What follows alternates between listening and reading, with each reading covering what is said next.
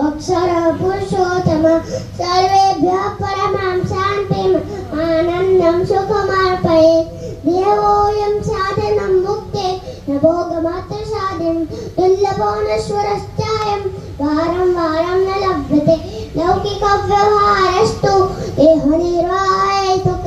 देव स परमं लक्ष्यम् अस्य मनुष्यजन्मनः नाशाय सर्वदोषाणां ब्रह्मस्थितेराप्ते कर्तुं भगतो भक्तिम् अस्य देहस्य लम्बनं सर्वमिदं हि सत्सङ्गः लभ्यते निश्चितं धने अतस्य देव सत्सङ्गः करणीयो मोक्षपि तत्सङ्गस्थापितः तस्मात् दिव्योऽयं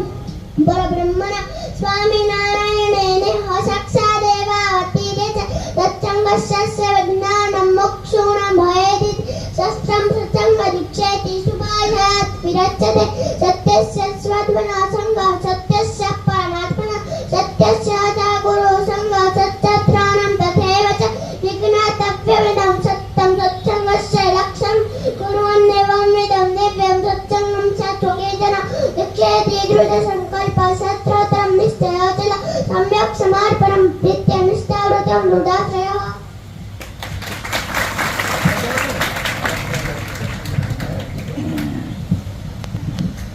अभी 3 વર્ષની ઉંમર છે ભક્તો હજી વાંચતા નથી આવડતું સંસ્કૃતના શ્લોક પાકા કરીને કંઠસ્થ